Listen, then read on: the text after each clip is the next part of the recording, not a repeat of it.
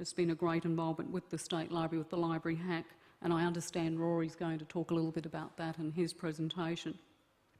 But we're not there yet. Like other entities, we do acknowledge in the future there is a possibility of re-engineering and opening up our own archival control systems to welcome one day user-generated content and metadata from the public, and so that we can publish broader perspectives and counter narratives. And Anne talked about this and the challenges that brings organisations in allowing to do that. It's a whole new mindset, a new way of thinking, not just about the architecture and making that happen as well.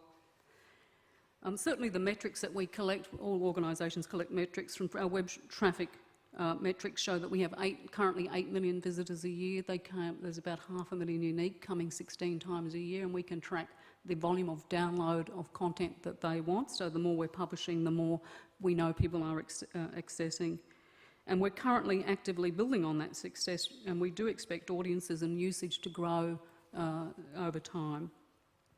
We've been working with the State Library of Queensland, and we've jointly published a digital content strategy to signal the intent of both organisations to publish more digital content in new and innovative ways for the Queensland community.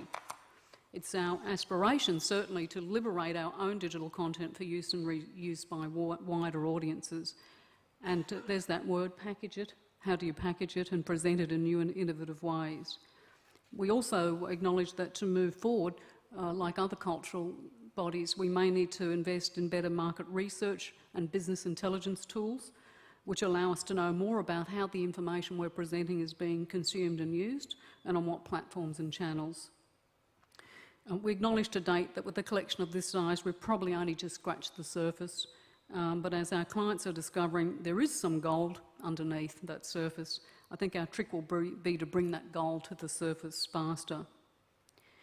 If I could move on to the other side of our business this morning, I wanted to briefly cover some of the challenges and opportunities that we face as a government archival authority as a standard setter in the record keeping and information management domain here in Queensland. As the government's archival authority, we have broad jurisdiction over the record keeping and information policy and compliance frameworks, and in Queensland that covers around 640 agencies. We work closely with the Office of the Information Commissioner and other policy partners such as the Office of the QGCIO and Smart Service Queensland and others. We try to understand, inform and influence the creation, management and use and reuse and preservation of government-created records. Each year ourselves, we publish a number of research reports to showcase certain trends at a whole of government level, and I thought today there will be two of these reports I'd like to mention briefly because I think they're relevant. One was a survey, whole of government survey on the use of Web 2.0 in the Queensland Government, and also I'll cover briefly our recently released digital continuity report. All of our reports and surveys are on our website if you want to see the detail. With our Web 2.0 survey, we had 180 agencies respond, which was great, and it really provided the first in Queensland whole of government overview of how agencies are using the tools to conduct government business and how they're managing the records that they're creating as a result of that. Half of the respondents currently use Web 2.0, and it'll be interesting to survey every 18 months to see whether that's growing. And we all know, all of the statistics we got, that the usage is just going to escalate, so it's certainly being embraced here in Queensland. You know, you can see in state government departments, but in smaller statutory entities and boards, they're embracing the technology as well. I know also from my own work as a member of the Queensland Government's Chief Information Officer Leadership Team, there is a strong commitment in particular from state government CIOs to increase their use of Web 2.0 tools, and Anne talked about Queensland Police, but that is right across the board. They want to increase the usage over time and to deepen their agency's online engagement with citizens. And I think we'll see more of that over time. The other report I wanted to mention today that we've recently published is called Digital Continuity. It's ensuring the continued accessibility of the Queensland Government's digital records. And again, it's on our website if you want to see the detail. And this is again the first whole of government overview in Queensland of the current approaches being undertaken by agencies in the long-term management of the digital content that's being created, how they're managing those assets. It came as no surprise to us that in Queensland, like other jurisdictions in Australia and around the world, there is a level of maturity that needs to be improved in managing these assets throughout their life cycle. The report details that challenges in the digital age are exacerbated by the sheer volume of digital records that are being created, and some agencies indicated to us that they're doubling the volume of digital content that they create every 15 months. One organisation, I'll give you an example, said that the volume of its digital information exceeds the equivalent of 1 petabyte. And it's really hard to understand what does a petabyte look like, so my team's been working it out, and we all know what a 4-drawer filing cabinet looks like, don't we? So 1 petabyte of digital is 20 million 4-drawer filing cabinets. And what does 20 million 4-drawer filing cabinets look like? Well, actually, they'd cover the surface of Suncorp Stadium 37 times. And so you've got to remember, at the same time, all of the research in Australia and internationally, if we overlay the data on staffing levels, the prediction is that staffing levels will remain relatively the same for the people in those portfolios that manage that content. So it might be doubling every 15 months and you've got the same amount of staff, so you somehow got to get some control of this. So while we all agree there are opportunities in the open government era, but I want to assure you there are also challenges in managing these large volumes of digital content that's being created, even before you might want to think about how you're going to liberate it. So in conclusion, public sector information, as I think we would all know, has long been considered an underutilised national strategic resource. But I think there are early indications across different areas of government, I think, about the need to open up access to the data, not only to improve access to government information, but to improve reuse. And I'm particularly interested in some of the work the Commonwealth's doing about the economic value of the reuse. And I think each jurisdiction could work together on demonstrating some of that value. So if you advocate the liberation of digital content, perhaps today or some point you could spare a thought for those who are vested with responsibilities in managing this content day to day. And for standard setters like Queensland State Archives, which we are building frameworks to assist the government's digital content to make sure it's managed appropriately over time. In closing, I think government archival authorities, we were thinking about this the other day, that we hold two important keys, if you like. One key is to unlock the potential of our own archival holdings, and the other one is to assist in unlocking the wealth of the nation's collective holdings. And in doing so, knowing that these records have been actively and strategically managed throughout their life cycle. In many ways, I think these two keys hold some of the clues to not only liberating some of the nation's digital content, but also to unlocking the enormous public value and public good in doing so. Thank you.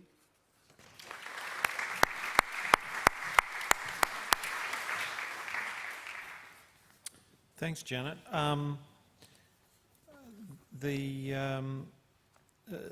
One question I had is, when are we going to get, well, at what stage are we at, and when will we get to a stage where we will be counting more of the archival, more of the archive in terms of terabytes or petabytes and less in terms of kilometres? I think we're there now. We just still got to build in Australia the infrastructure to manage the digital collections that government produces. Yeah. We're probably behind America, Canada and the UK, who've been investing in that area very heavily in the last 10 years. But you know, we haven't been at the cutting edge, and I think we are, our government in particular is very keen to support us in our bids to move forward in solving some of those challenges. But most content is born digital. It will only be managed born digital. The types of records that government create, from, as you know, satellite tracking of prisoners to, you know, all the geospatial data, location data that Anne talked about, it can't be captured in paper format. It can only be managed digitally. And so they're the huge challenges. And there's many issues associated with that, with all of the legacy systems and records, let alone, as my team, some of them here today, about the challenges in information management skills, that we don't have enough qualified people in Australia. Okay, thank you. Any people in the audience have any questions or thoughts? Yes? Just hang on, I'll wait till someone gets a microphone to you. And if you can identify yourself, please. Hi, I'm Kerry Raymond from Queensland University of Technology.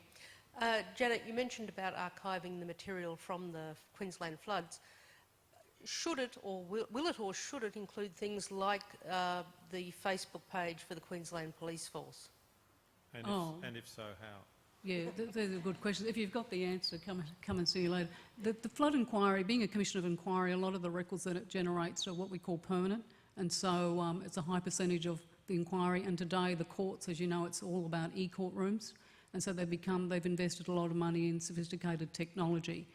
In the short term, those records will be managed by one of the state government departments that's currently being determined. Hasn't been a ruling being made on that yet, but yes, it probably will include some of that. How do you capture it? Is it a sample? Is it everything? They're all the questions that need to be asked. Just because a record's created doesn't mean to say the same values applied to all of the records that are created. Okay, thank you. Okay, our next speaker is Rory McLeod. Just to remind you, Director of Client Services and Collections here at the State Library of Queensland.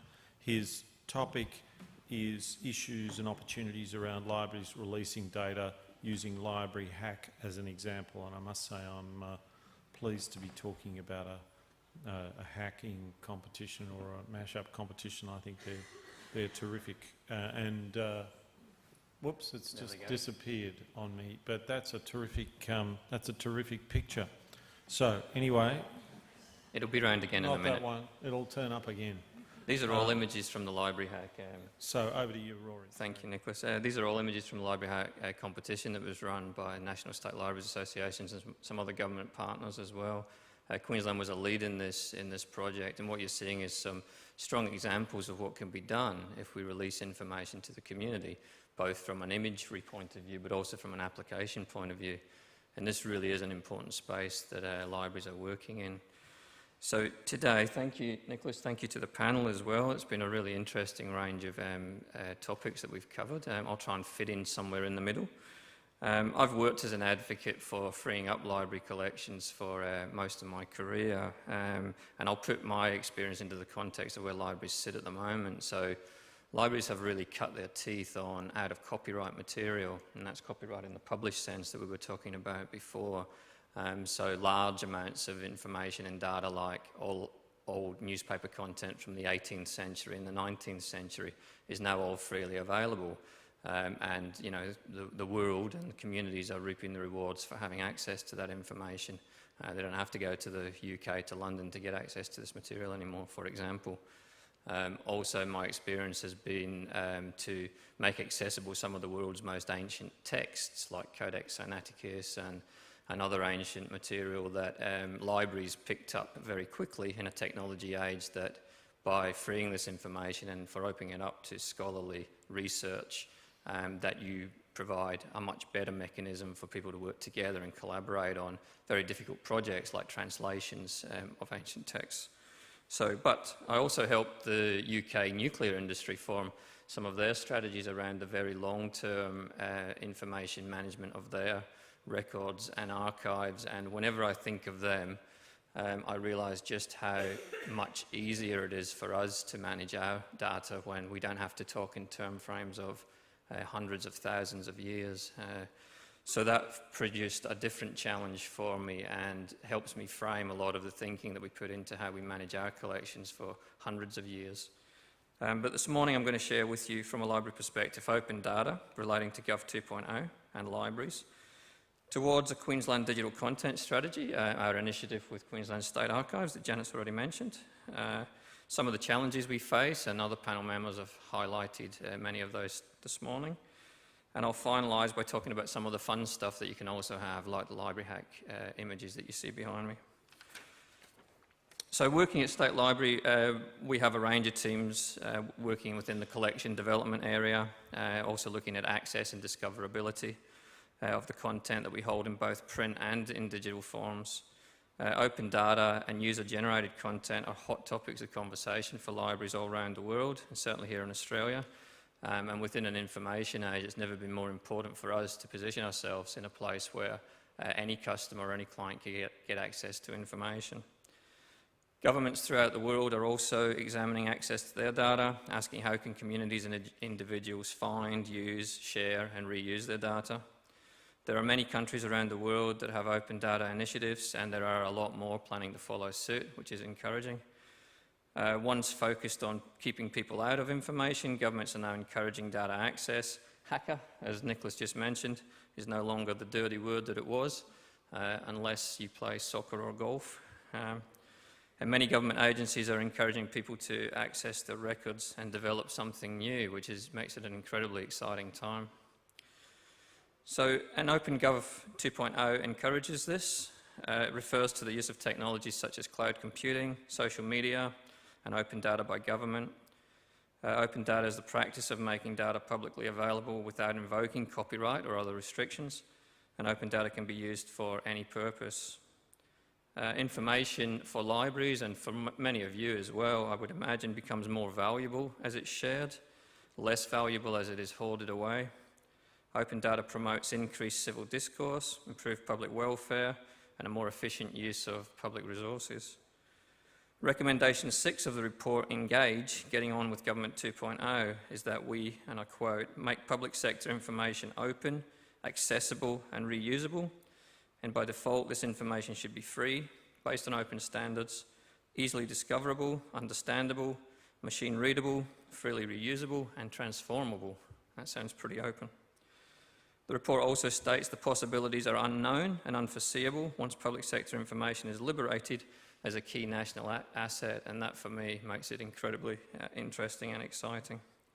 And libraries have always been involved in the business of information, collections, content and access, and as a government organisation we should be a platform provider, not just a service provider. Libraries, traditionally the gatekeepers to information, can now open up data and encourage content creation and collaboration. For being a modern 21st century library is about moving from access to content to access to data, and for communities to engage with each other. And our partnership with Queensland State Archives illustrates this move. The Queensland Digital Content Strategy acknowledges that the use and reuse of digital content is fundamental to Queensland preserving and making accessible its digital content.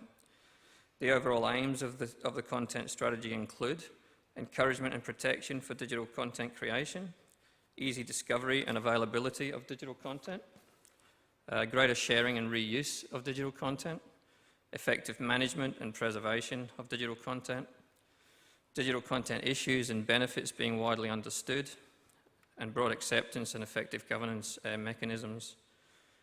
And opening up data, as noted in the Government 2.0 Task Force, encourages the public sector to remain impartial, proprietary and professional. Opening up data to the public is a break in the culture of Queensland government organisations, shifting control to one where its citizens make decisions about what happens with the data.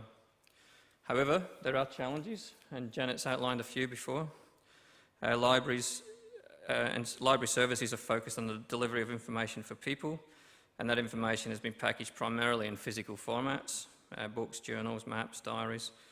But in more recent years, it's extended to online information, the web, digital content. Generally, though, it's always been about doing things for our users, and that can be about users doing things for us. For libraries, it's about changing the culture from one of having content available to look at to one where our data is an asset that community has access to.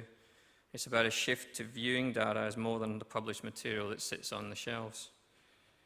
To achieve the aims of the Queensland Digital Content Strategy, the issues of content creation and protection, content discovery and content sharing, use and reuse all need to be addressed. Copyright will need a shift in culture. Again, that's copyright in that published sense. If we are opening up data for reuse, what happens to the finished product? Copyright includes the right to copy, distribute and adapt the work.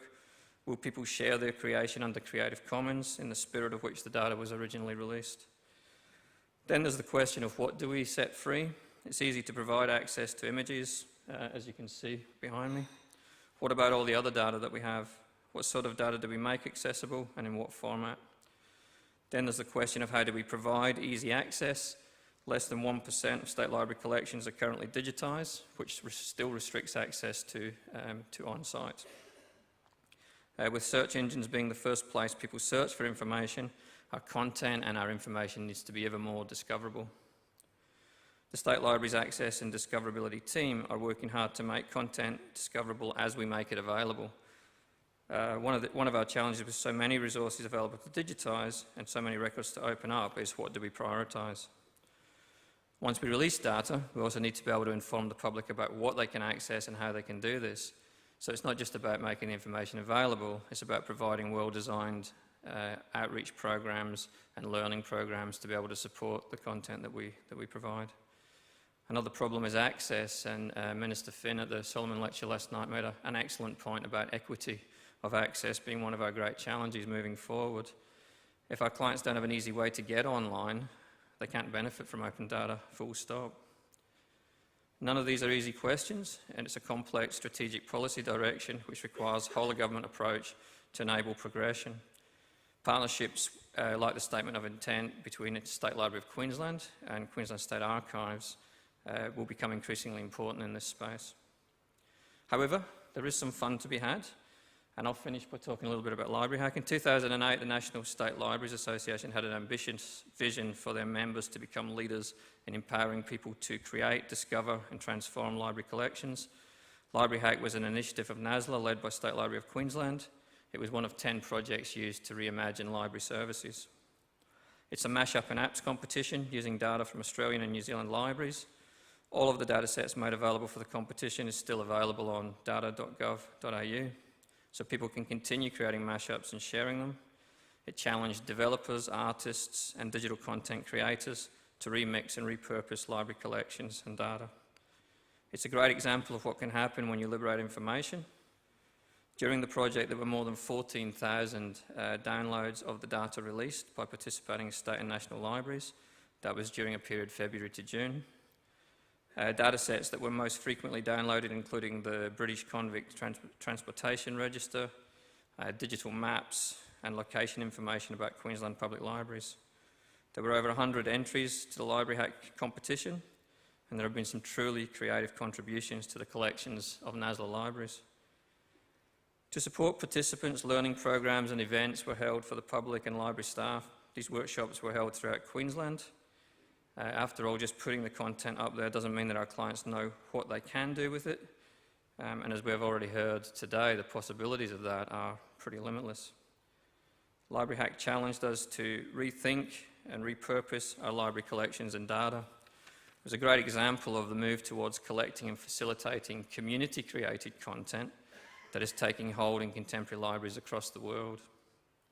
So in conclusion, opening up data forces governments to be more efficient. It allows anyone to develop content. Access and transparency are important government principles.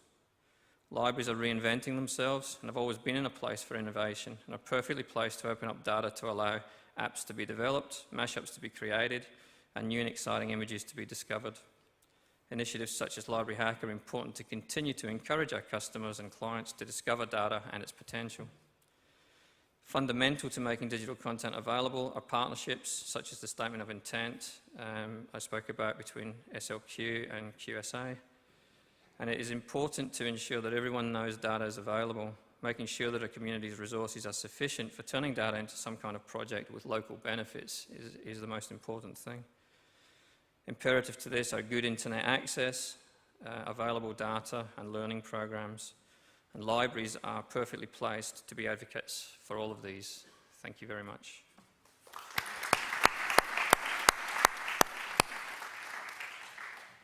Thanks, Rory. One of the things I always think about with the GLAM sector, that's galleries, libraries, archives and museums, is that about, I don't know, a couple of years ago when Tim O'Reilly, the American publisher and entrepreneur, coined an expression, government as platform, that was his slogan for Government 2.0, he sort of said that and then kind of walked away dusting his hands as if the problem had been solved. And the problem is that governments haven't thought of themselves as a platform for facilitating community activity and for getting stuff out particularly. They think of most government agencies think of themselves as fairly inwardly focused in terms of information and so on, and they're busy doing things. and so they don't have the culture of government as a platform, and so we can say government as a platform and they can say it too. It's fairly easy to say, but they don't really get the hang of it, and that's not true of the GLAM sector, because the GLAM sector has been doing this for 100 years. They do have the culture of government as a platform. So it doesn't surprise me that they hold a hacking competition and that they say that the word hacking has lost its scary connotations. I mean, trust me, it hasn't with lots of people. But it's incredibly valuable. It was certainly an eye-opener for me when on the Government 2.0 task force, Seb Chan and Mia Garlick said, let's run one of these things. And I said, yeah, look, fine, whatever it is, whatever. They seem to be pretty good people to me, so if they wanted to do it, good. And I became really thrilled with it as I walked around it and just saw that this was, I mean, it's got the scariest name, which is a hacking competition, and it's the most harmless of activities, because you just hand people stuff and say, would you like to do something with it? Doesn't sound like much, and it's amazing what happens. And I was talking to a bunch of senior public servants in a portfolio in Melbourne, and I was able to get them really excited about all the things that are possible, and they all said, a number of them said to me, well, what do we do? And I said, well, just hold a mashup competition, you know. People will turn up, you know, they'll surprise you in 100 ways, and most of the things that they do will just be nice surprises, but some of them you will say, hang on, maybe we should take that beyond prototype and do something with it. But there'll be all sorts of other people, if you have their names and so on, you might give them a ring when something comes up and something they did that weekend, you kind of remember it and think, well, you know, maybe we should, what should we do here? So that's obviously a comment rather than a question, but I wonder whether, I mean, in the Victorian government there's a little unit that it's in the Department of Industry and Innovation, or whatever it's called now, and they kind of run around and can do this sort of stuff. They're a little consultancy unit that any government department can say, well, we want to do this, can you come and help? And they say, yes, we can, and off they go. Is there any such unit in Queensland? And I wonder whether a library or an archive might be the right sort of place to house it. I'm tempted to say there's quite a lot of units. Libraries themselves are creating these like digital culture centres, Yep. the like of which we're sitting in here today, where it is all about innovation and creativity, and it's about bringing people with ideas together with any numbers of different types of information and content. And there are teams within libraries more generally that are working in this space as well. Across government more broadly, I would imagine that there are, and Janet may know across government if there are one or two other areas where there is centres for innovation in this sense that are looking at the challenges of mashups and application development and freeing up information. But just to respond to your comment as well, Nicholas, that getting the people together is an amazing. You get an amazing sense of what is possible, things that you can't even imagine are possible. Yeah, exactly. And they come along to be locked in. You know, they want to be here for hours, meet up with other people, share ideas. Business ventures are formed out of these things, ideas for commercial enterprise. So they are true think tanks at the moment in this kind of changing nature of information management and freedom of information. So, Janet, I don't know if you'd... Well, I think there are a number of areas of innovation in Queensland. I'm thinking particularly in our own department and Department of Public Works with Smart Services Queensland, which sets a lot of the web management policy, and it does different plugins, and it runs well, it's been around at least a year or two now, the Get Involved website, which is about improving digital engagement with government departments and the public. And so it's run, I think it's over 300 public consultations through that site, and it's encouraging many of us to go out with our drafts and put our toe in the water and see what sort of response we get from the public, because normally we consult other experts when we develop some of the products that we do. So it's going to be a new field for many of us to go out there and consult the general public about some of these complex policy issues. Yep, yep. I think one of the things you said last night at the Solomon lecture was interesting about a lot of the innovation in web technology has been done by individuals and not corporations. Yes, absolutely, absolutely. And it's a real problem for organisations because organisations don't have a routine for encouraging and empowering and rewarding people who just want to do something. And that's one of the reasons why I mentioned Google 20% time, because that's just built in. You know, you can do something if you really want to, even if your manager doesn't even want you to. It's all built into the system. And I think protecting the IP of some of those products or innovation, and I think, I know because Kerry from QUT, they do have an IP unit that helps people maintain some rights in some of the innovative products that they develop. Well, yeah, IP can be overdone, of course, and often is in universities. Sorry about that, Kerry. A shock, yes, a murmur of recognition, I suspect. Yes, it's quite incredible how the idea that you get. I mean, IP is as it should be quite hard to get hold of. If it's too easy to get hold of, you've just got a thicket of IP rights, and nobody knows whether they're treading on anybody else's rights in doing things. So it's almost invariably a pretty bureaucratic process, which ought to come fairly late in the piece, I think. Let me just make one other comment on hacking. I think hacking, and we're not talking about hacking into anywhere, we're talking about hacking with stuff, playing around with it, learning how to do stuff with it. I think hacking should be recognised as an important routine in education and training. When computers first arrived, when computers started to become ubiquitous, it was fairly usual for schools to have courses like Microsoft Word or Word Perfect or whatever. Now, maybe they still do. There's certainly plenty of courses in those things, but an awful lot of people learn I would imagine most people learn those things by hacking them. That is, they just start working on them. And particularly if they're in an office, and there's a lot of commonsensical basic things they can do right off the bat. The computer program is designed for that. And if they're working in an office, they go, oh, how do I do the same calculation in this Excel cell all the way down there? And someone comes over and says, you get that little point and you drag it down. Now, let me tell you a story of the winner of a Kaggle competition. Kaggle is a company that I'm involved with that crowdsources data analytics. We had and this is not an unusual story, we had a data set which had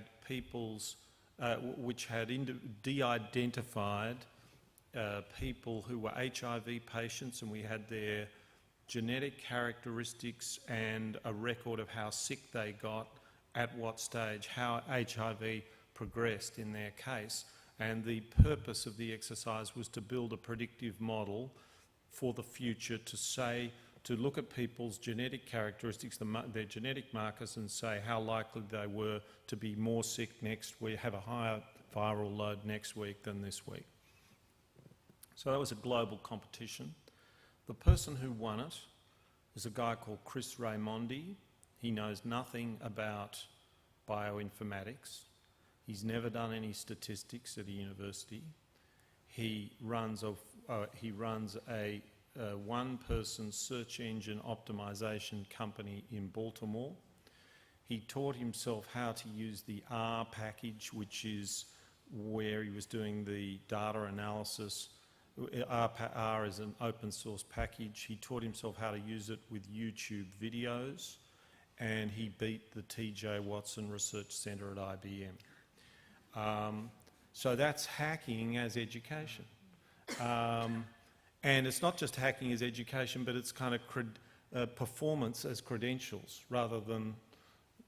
It's just amazing. It's also that equity of access issue. If you can get accessibility to, Yes, to that that's type right. of technology, then you can, That's right. you know, it's limitless opportunity. Yeah, that's right. If you have the aptitude. So those are all the things that we're just sort of tasting, you know. Those are all the things that you hold a mash-up competition or a hacking competition, and it's firstly bringing out the enthusiasts, and then they're showing other people that, hey, you know, there's no reason why you can't do this if that's the sort of thing that turns you on, just because you haven't gone and got all those qualifications.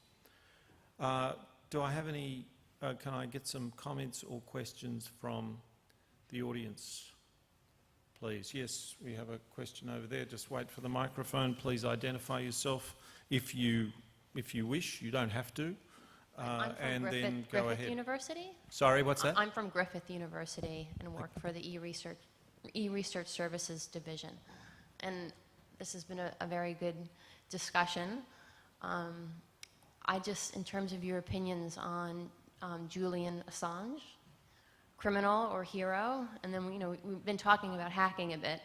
You know, we need to be, you know, I don't want to be the bearer of bad news, but we need to be wary of, you know, hacking in terms of what's gone on with Murdoch and his businesses.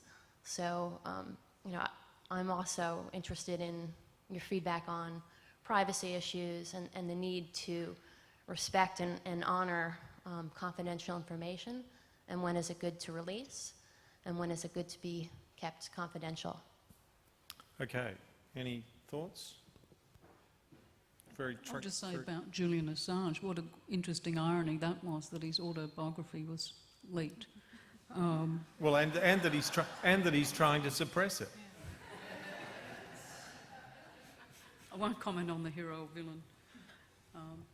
Interesting privacy issues, so we haven't got the Privacy Commissioner here today, but often it's an interesting issue that I think that a lot of personal data can be secured within systems and can be protected. There are mechanisms and rules that allow that. So how do some of these things become available? I think one of the very important elements of whatever happens in the release of information and data is to ensure that there is clarity around the meaning of the data, because false interpretation can be hugely damaging. And that's a particular discipline, I think, that needs to be well learned within those who are the custodians of the data and who are caretaking that and preparing it for release. It can have national consequences, international consequences if it's poorly done. And so I think there's an obligation on every individual, whether they be in a public sector or private sector, community, or in their own individual right, in terms of how they respect the data. Let's make a point about a paradigm shift here. This is about historical data. We're talking about versioning, about information that's been created and stored and now released or leaked or whatever. Actually, where digital information is going to is where there'll essentially be, this is out there, one version of the information. There won't be historical information. When you buy a book, at the moment when you buy a digital version of a book, it's considered to be a format change. You know, I'm going to read it on my iPad rather than read it on ink on paper.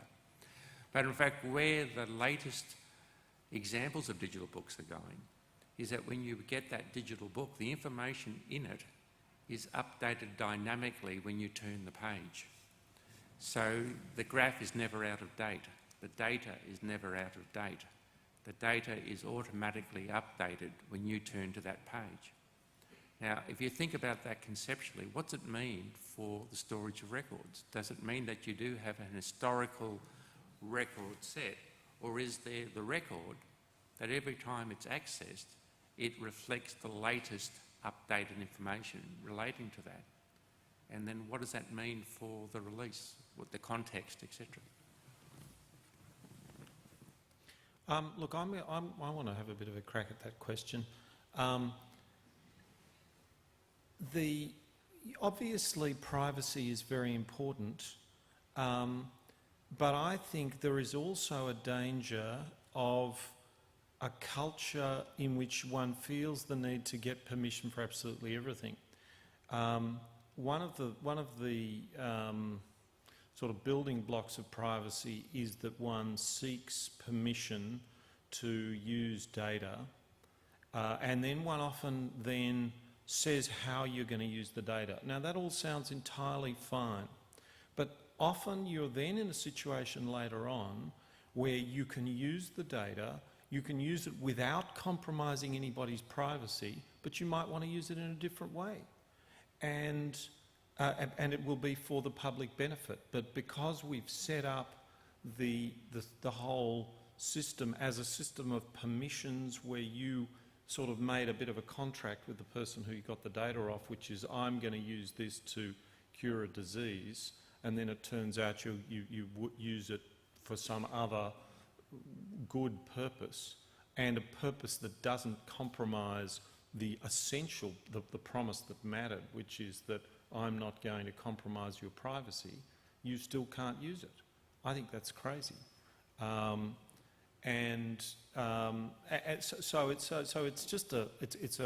it's a difficult area. The other thing that happens is that we have not paid sufficient attention. I don't know whether we paid any attention to the basic laws of information overload, which is that when you get a series of instructions, people end up operating by rules of thumb, not by actually following each instruction down to the letter. And so we have this expression in privacy organisations, drives them mad, which is BOPA, because of the Privacy Act. And you get asked to do all sorts of bizarre things because of the Privacy Act, and it isn't actually because of the Privacy Act. The Privacy Act doesn't require it, but all these organisations go into routines which either they at the top level justify as being part of the Privacy Act, or some middle manager somewhere doesn't think to take something further up the line or to change something. They go, oh, that'll be because of the Privacy Act. So it's a difficult kind of thing, and a difficult balance, I think, anyway. I make a point about privacy. It's about perception. Government is outsourcing more and more of its systems to proprietary systems. And if it's not outsourcing them, it's taking advantage of them. The question before about Facebook, you know, how do we capture the information about the Queensland floods that was entered into the Facebook page? Because Facebook's a proprietary product. Twitter is being used more and more by government, but it's a proprietary product. Most people have a free email address, a Gmail, Yahoo, whatever. Most people would be aghast to know that every email they write in those free systems is machine read and looked at in terms of context, so that the advertisements you see on your web page are context sensitive to the email you're writing. I'm not aghast at that. I'm quite pleased with that. Yeah, seriously, because the ads are more relevant. Exactly. So what I'm really making the point here is that privacy is about perception, and that there is in fact a lot happening with what is considered to be private information at the moment in these systems. And we're not aghast, as you said, we're not really seeing negative issues, but I'm just saying it's out there. You know, it's happening far more in terms of the context sensitivity. And of course Google are now doing it with their search. They're doing it with their web browsers. Did you see the recent report that some of the cookies now in some of the major products continue to track user behaviour after you actually stop looking at that page? Right. Facebook. So they're residual. Okay. Any other comments or questions? There we go. Here's one. Comments, questions and cookies. Hi, Yes. Queensland State Archives. Just a question maybe to Anne or anybody else who wanted to address it. The New Zealand government recently issued their directive for open government, and it made a directive for government to issue high-value public sector information. Is government best placed to assign high value, or who should be making that assessment? I don't think they've defined what high value is. And so I think their aspiration is to look at what might be of greatest value, high value in terms of those that may be the consumers or then co-creators of something else from that. I think it was the intent was in that direction. Other comments, questions and cookies. That's the invitation to anyone who wants to ask one of those. No? Any thoughts from our panel? Anybody want to... Oh, sorry, no, there's someone there. Yes. Hi, I'm from State Archives as well, and both this morning and last night the issue of digital equity was raised, and I guess I wanted to see if anyone had some answers to some of those problems with digital equity. Which digital divide sort of stuff? Yeah, the digital. It's obviously on our radar, which is incredibly, I think is incredibly forward-thinking, that it's so high profile here in Queensland. I don't think it's being as addressed as much in other parts of the world.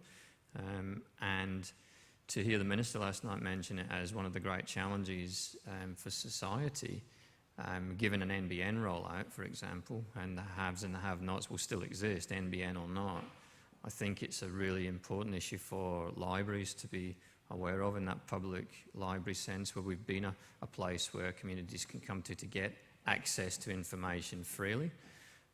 More broadly than that, I think the government will probably be looking at plans to provide a base equity of access. I think they should be, if they're not already, looking at a base equity access range of services that they can provide to the general public. And I think it's an issue that is not going to go away fast. I think there's still, for all the generation of technology-savvy kids that are growing up, there is still points in their education and their learning, whether it's in school or out of school, where we lose them. And I think it's important that during those periods of times they retain a digital literacy level.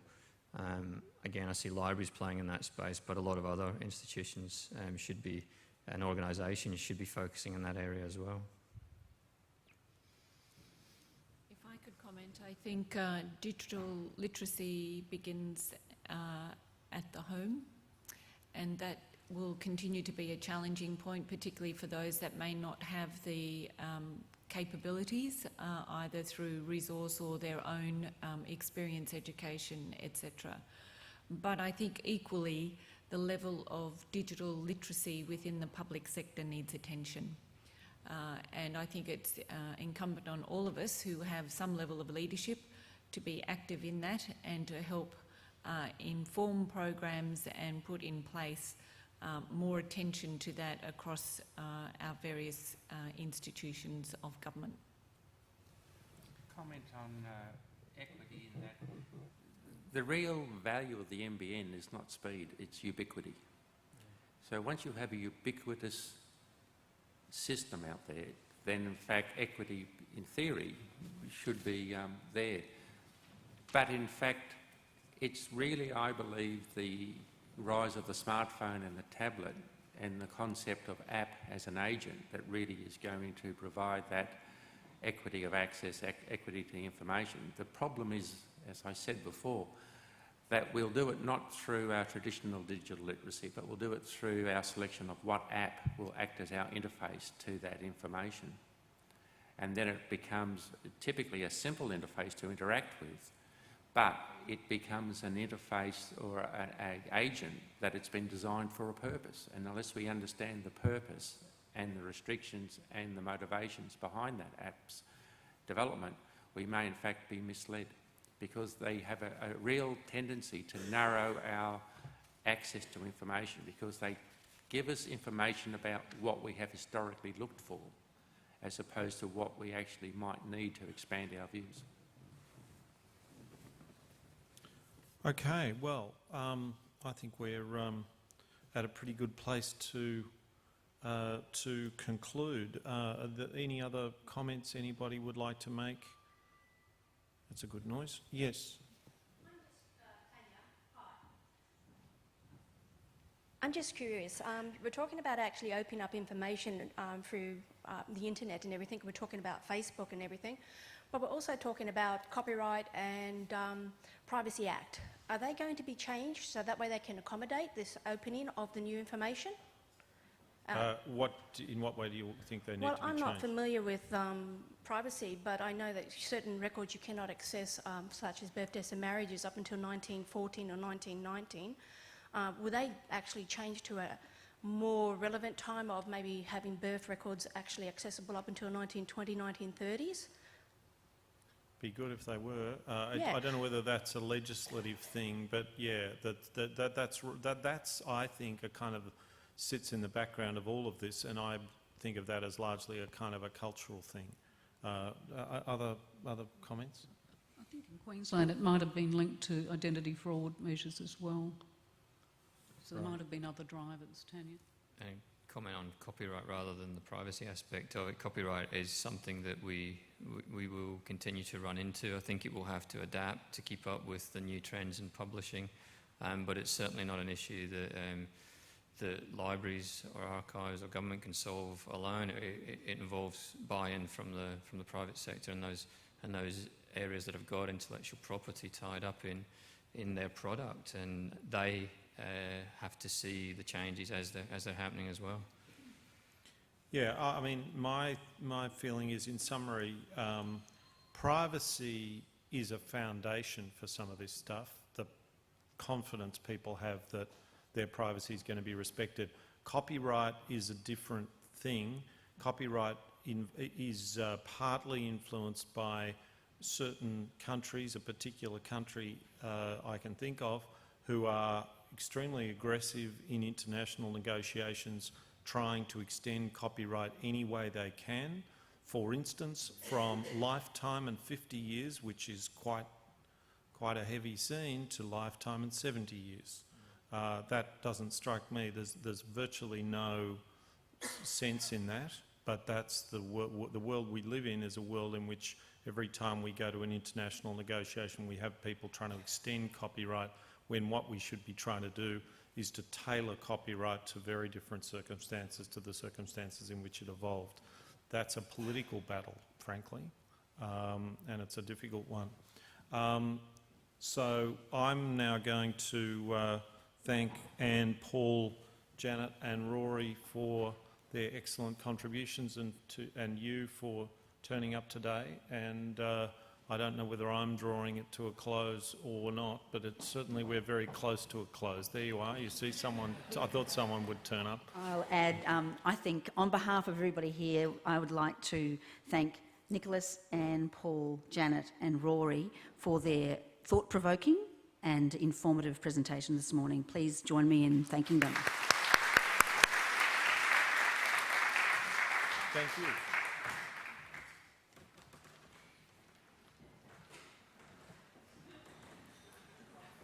In case you're curious, this is very heavy.